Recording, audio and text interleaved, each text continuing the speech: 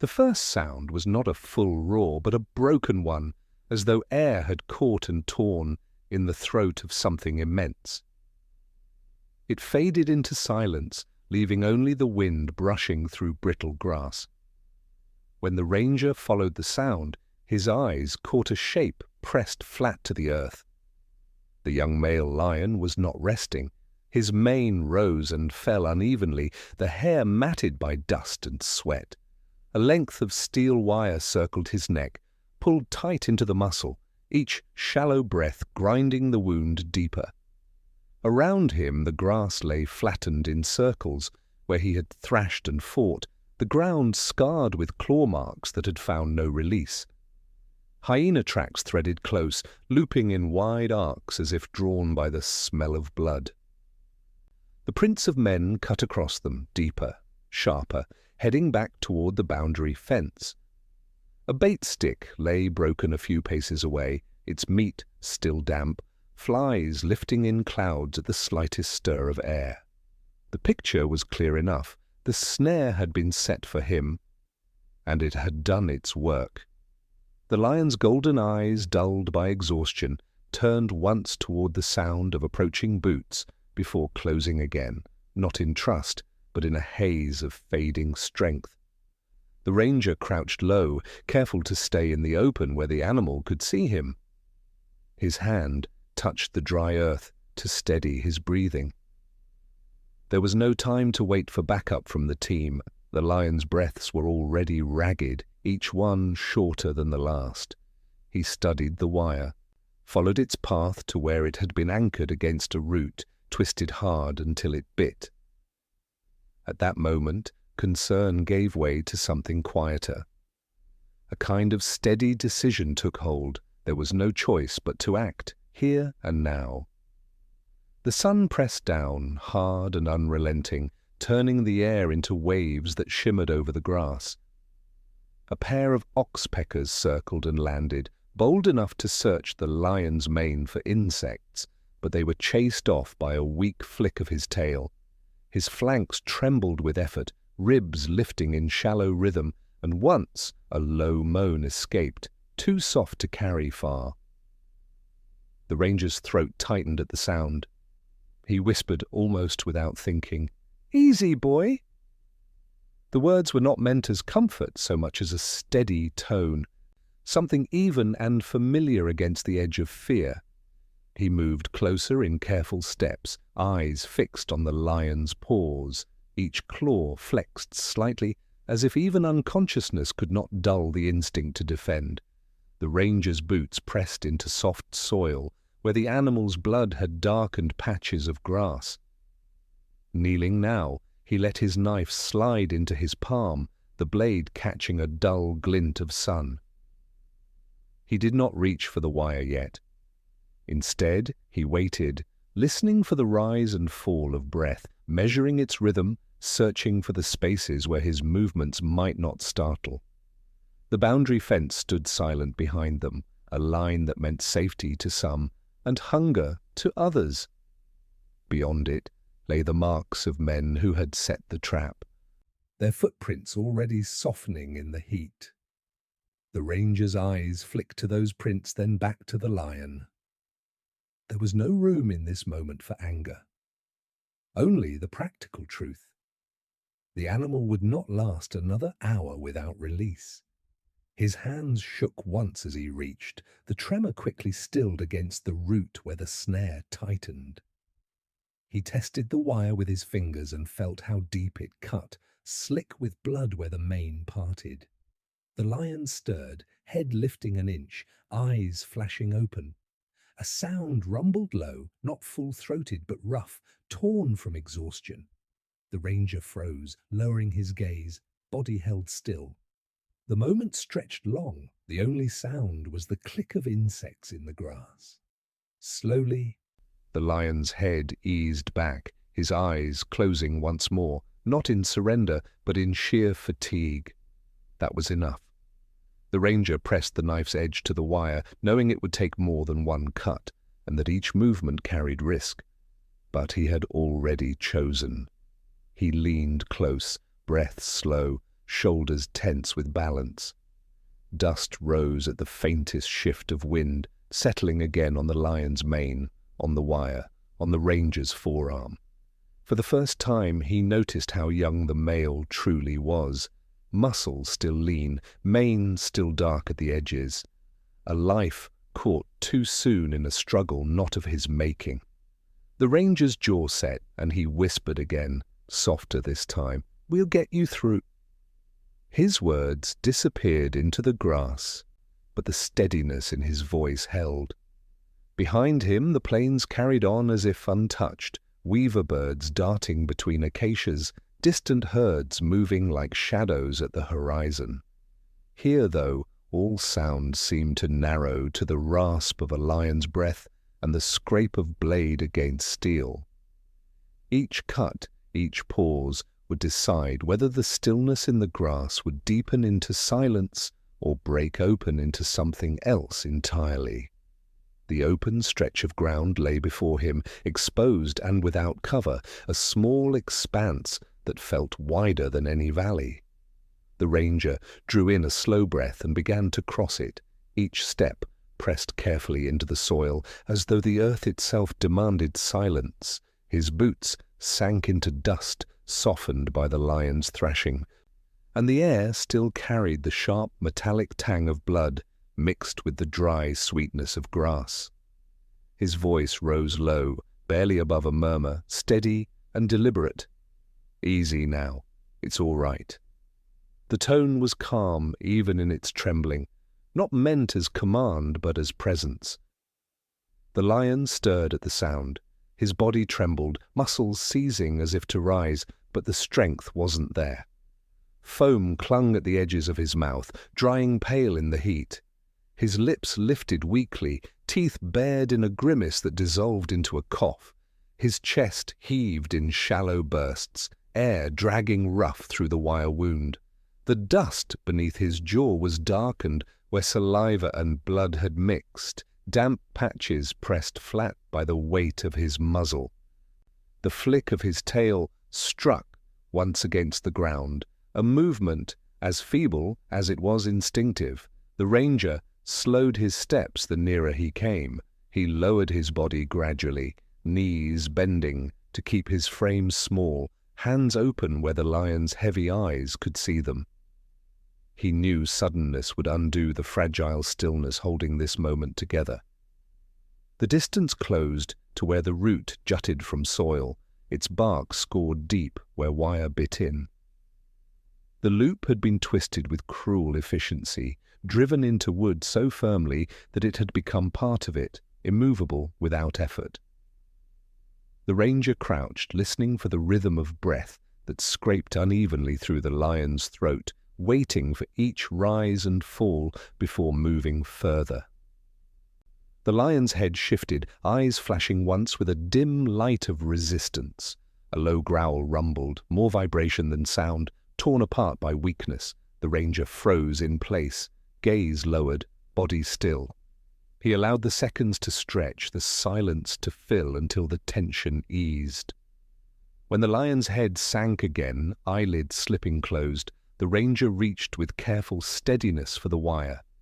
His fingers brushed the steel, and he felt the raw heat of friction where it had ground into skin.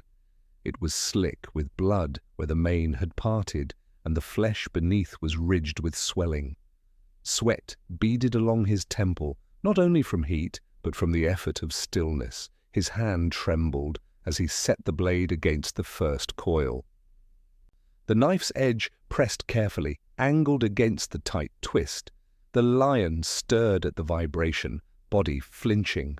The ranger withdrew the pressure instantly, whispering into the dust, "Stay with me, boy!" His voice carried no weight of authority, only a rhythm to soften the scrape of steel. He waited again, counting breaths, until the lion's chest steadied into a faint rhythm. The first cut came hard. The wire resisted, its fibers stiffened with age and strain. The knife grated, sending a faint shiver through the metal.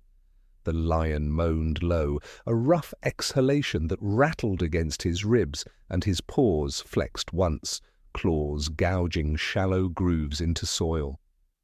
Dust lifted with the movement, catching in the late sun.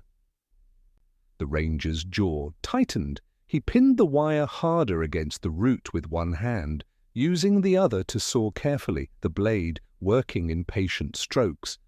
The light began to shift. Shadows lengthened across the plain, thin stripes of acacia branches stretching toward them. The air cooled fractionally, carrying distant sounds, voices faint and disjointed, men moving somewhere along the ridge. The ranger heard them, but did not turn. Each sound pressed urgency against his back, but urgency had no place in the work of cutting. Here, only patience mattered. Here, haste meant death. He adjusted his grip, shoulders aching from tension, and pressed again. The wire thinned beneath his blade, curling into faint shavings that dropped into the dirt.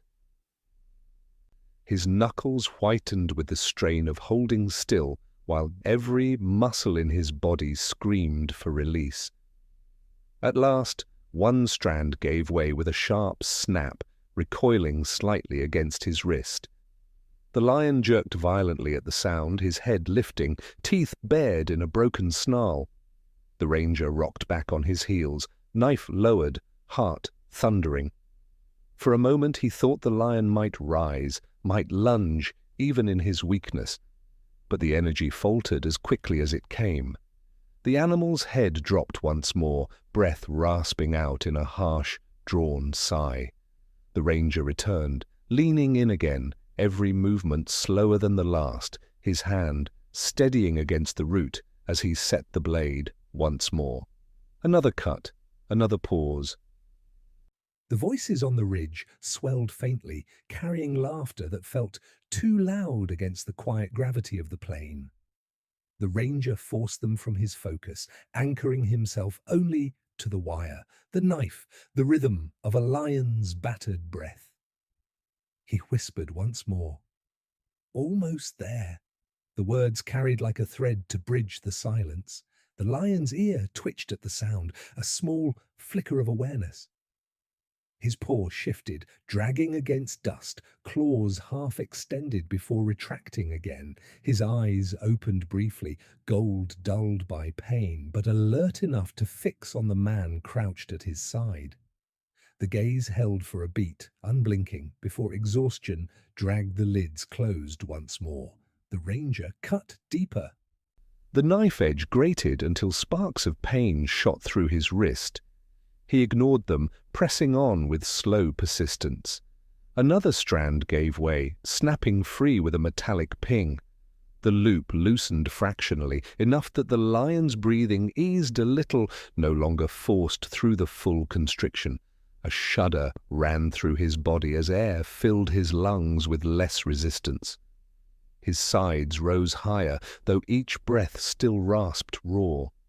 Shadows thickened. The sky burned orange at its edges, twilight creeping over the plain.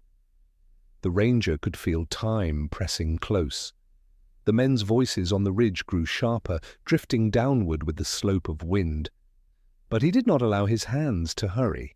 He steadied the wire once more, shifting his weight to hold it firm. The lion's mane brushed against his arm, coarse with sweat and dust. He worked within that closeness, aware of every tremor, every rise of the chest. He had never been nearer to such power and such fragility bound together. The animal could kill with one blow if strength returned, yet here he lay at the edge of breath, life tethered only to the patience of a man's hands. The knife scraped again, another coil weakening, bending, finally breaking with a snap that rang louder than it should have. The lion moaned low, the sound carrying into dusk like a broken drumbeat. His tail struck the ground once, then stilled. The ranger swallowed hard, forcing calm into his chest. He reached again for the last strands, fingers slipping against wire slick with blood. The distant voices grew louder still, sharper now, tinged with unease, as though their owners sensed the change of the plain. The ranger pressed harder with his knife, each motion deliberate, his own breath in rhythm with the lion's. Hands shaking but precise, he forced the blade through. Another strand snapped. Only a few turns remained. He steadied himself, lowering his voice once more into the dust. "Just a little longer." The lion's ears twitched, a faint acknowledgement, and his chest rose with a deeper breath, freer than before.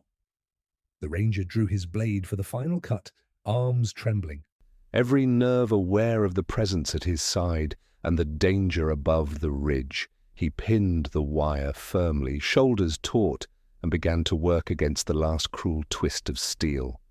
The plane held its breath with him. Grass bent in silence, the wind stilled, even the insects hushed for a moment. The knife bit deep, and the final coil began to weaken. All around them, dusk thickened into a waiting dark. The wire gave way with a brittle snap, the final coils springing loose beneath the knife's edge.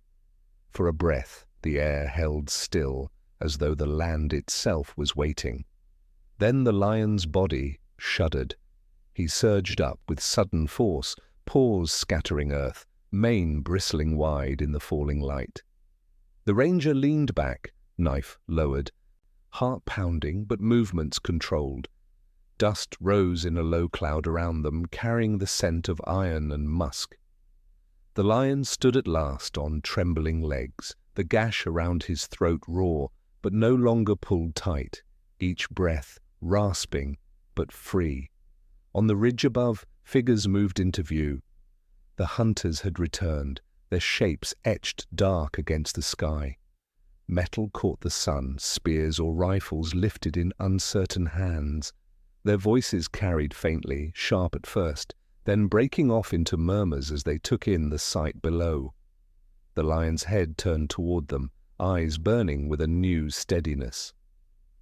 He planted his paws firmly into the earth and released a roar that seemed to rise from deep within the ground itself. It rolled across the plain, a thunder of sound that startled birds into the air and made the hunters pause mid-step. The ranger felt the vibration in his chest, not as fear, but as power. He stayed where he was, hands open, body small beside the great mane now lifted by wind. The roar carried on longer than seemed possible, ending only when the lion drew in another deep breath, chest heaving. Then across the distance, an answer came. Another male, somewhere in the acacia thickets beyond the boundary, gave voice to the same rolling thunder. A second joined closer, weaving into the call until the plain seemed filled with sound. The hunters shifted uneasily. Their advance slowed, then stopped altogether. They turned their heads as if counting the unseen lions that now encircled the land. For every answering call was not just a voice, but a reminder of strength they could not face. One figure lowered his weapon, another stepped back, their line already breaking. Without words, they began to retreat, melting into the ridge's long shadows, their silhouettes shrinking with each step. The lion remained, planted firmly in front of the ranger, his body taut but steady. His tail flicked once, not in threat, but in alertness, his attention still locked on the ridge. His throat bore the raw line of the snare, the wound dark against gold fur, but he held himself high. Another deep rumble passed through him, less a roar this time, more a warning that the ground here was no longer theirs to claim.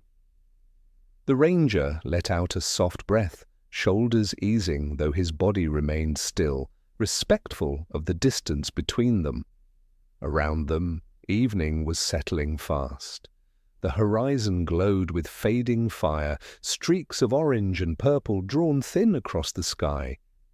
A breeze moved through the grass, carrying with it the calls of the distant coalition still echoing across the valley. The lion's ears twitched toward the sound. His breathing, though rough, found a steadier rhythm, his strength gathering with each passing moment.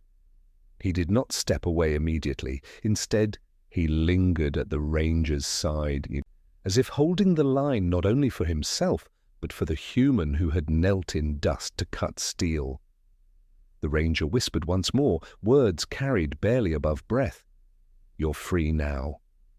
It was not command nor plea, only recognition of the moment's weight. The lion's eyes shifted briefly toward him, not softened, not grateful, only aware. Then, with a final flick of his tail, he turned his head fully toward the plain where the answering calls had risen. He stepped forward, paws pressing into the softening soil, each stride measured yet sure. His mane caught the wind as he lifted his head once more, and again the roar broke from him, this time stronger, steadier, a declaration across distance. The answering calls returned at once, layered and full, and the space between them seemed to close with sound alone. The ridge was silent now, the hunters were gone, their retreat swallowed by dusk. The land belonged once again to the voices that had shaped it for centuries. The ranger remained kneeling, knife still loose in his hand, his body held in quiet stillness as the lion moved away. Dust followed in his wake, settling back into silence after the storm of sound. As night drew near, stars began to prick through the sky. The coalition's calls faded into distance, leaving only the whisper of grass and the faint sigh of wind. The ranger lowered his head, not in relief, but in reverence for what had passed. On that open ground, he had seen not just survival, but the gathering of strength, timed with a precision no man could have planned. The plain held the memory in its stillness, the echo of roars carried long after silence had returned. For the ranger, it felt like a quiet miracle that trust, timing, and the voices of lions had met at the very edge of danger and turned it aside. First light spread pale across the savannah, washing the grass in silver before the sun carried its warmth. The air was cool still, holding the sense of dust and blood from the night before. The ranger rose stiff from where he had sat, knife still sheathed at his side, and followed the churn of earth left behind. Tracks told the story with quiet clarity. Heavy paw prints pressed deep where the lion had surged upright, lighter strides marking where he had limped away into the darkness. Beside them ran the scatter of boots and the drag of poles, broken lines that veered off toward the ridge. Others from the reserve had joined by now, moving slowly, careful not to disturb the ground. They walked in silence, eyes bent to the earth, following the scuffle where the lion had fought the wire. Each step revealed more, snapped grass stems, dust clotted with blood, and then farther out, the telltale circle of brush bent low around a line of thorn scrub. Wires gleamed faint in the early sun, nearly invisible unless caught at the right angle. The hunters had strung a barrier across the narrow path where animals passed between plain and thicket. The rangers spread out. One knelt, tracing the thin steel where it wrapped a trunk, twisted cruelly to hold fast.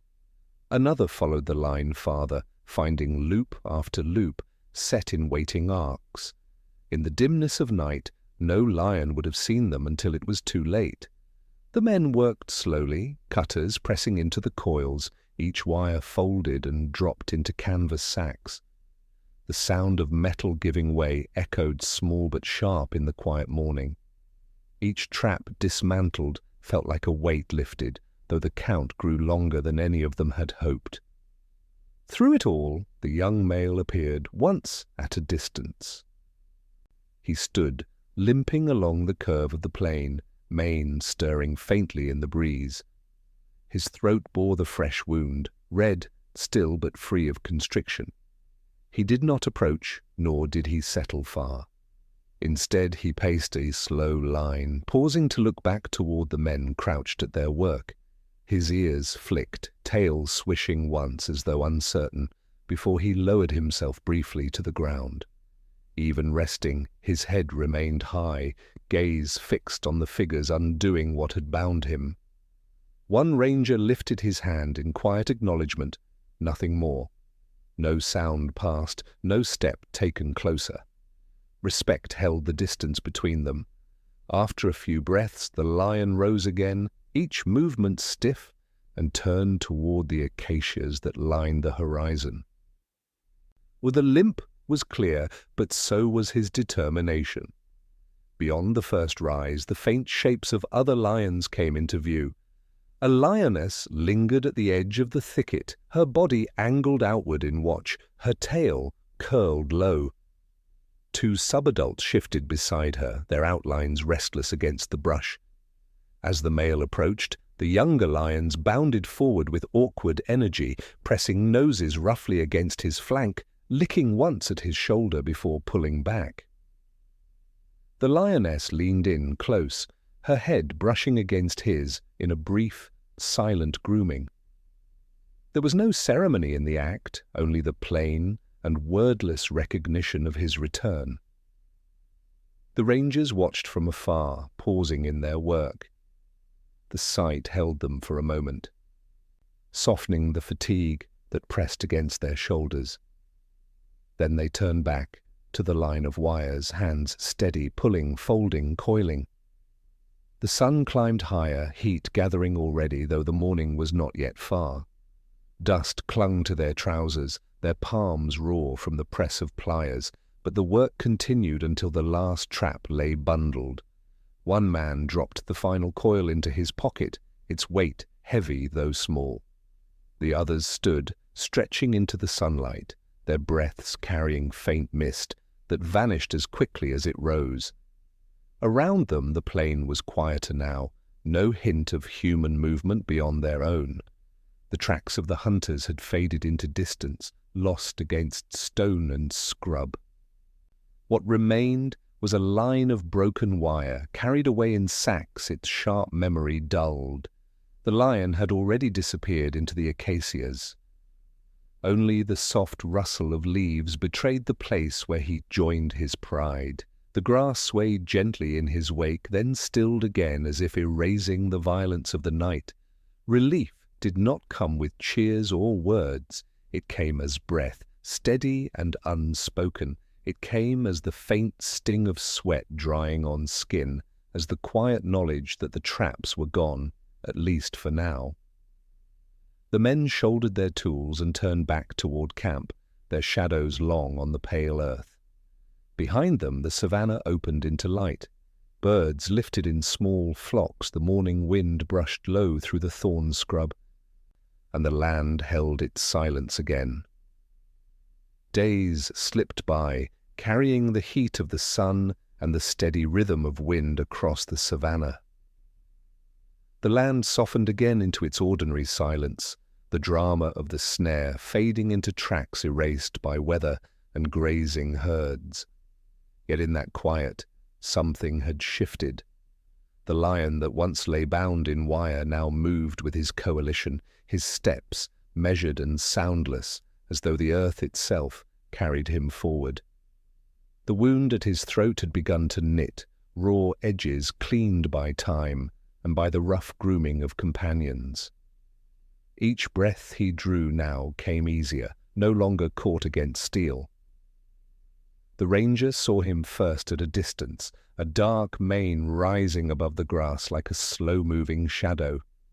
3 others moved with him, their broad shoulders weaving in and out of the tall stalks, golden bodies almost indistinguishable from the land itself. Together they moved in a straight line, not hurried, not hesitant, but with the calm authority of predators restored to their ground. The male who had once staggered now carried his head high, his stride still uneven but strong enough to hold pace with the others. The ridge where hunters had stood was empty now. No voices carried, no glint of metal cut the horizon. Only the dark wings of vultures drifted high above, circling elsewhere, uninterested in this part of the plain. The ranger stood at the edge of a low rise, his body still as he watched. He did not raise a hand, did not call out. The distance between man and lion remained sacred, and he kept it. Yet inside, a weight pressed against him, not heavy with fear, but filled with quiet recognition. The lions moved together as a single line of muscle and intent.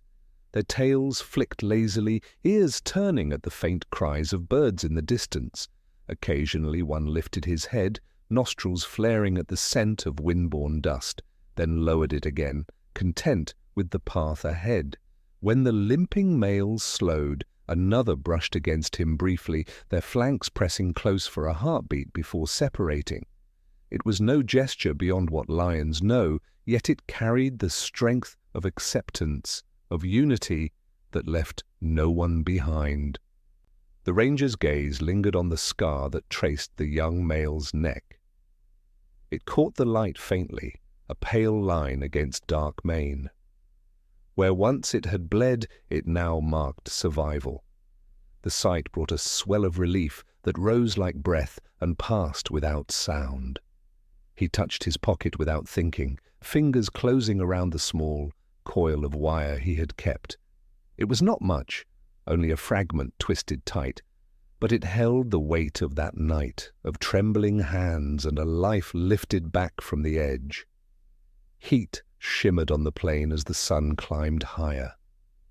The lions moved steadily, fading into the distance until their bodies became no more than flickers in the gold of the grass. The sound of them diminished too, paw steps swallowed by soil, leaving only the chorus of insects and the soft rush of wind. The ranger remained a while longer, watching until there was nothing left but the haze of afternoon, the emptiness of land returning to itself. Gratitude lived unspoken in that silence. It was not in words, nor in gestures, but in the stillness of his stance, in the way his breath slowed with the rhythm of the land around him. He knew the memory would not loosen. The sight of the lion's first staggered breath of freedom, the roar that had carried across the valley, the coalition gathering to claim their ground again. These images would stay, carved into the quiet spaces of his mind like tracks that no wind could erase. The savannah settled again into its endless cycle, grass bending, birds calling, sun pouring its heat over stone and soil. The lions vanished into it, their presence lingering only in the faint ripple of disturbed grass and the echo of what had been. The ranger turned at last, his steps slow, the wire still resting in his pocket, the weight small but enduring. Behind him the plain stretched wide and open, remembering in its own quiet way. The tall stalk swayed under the hand of wind, bending and rising, as though breathing with a rhythm as old as the land itself.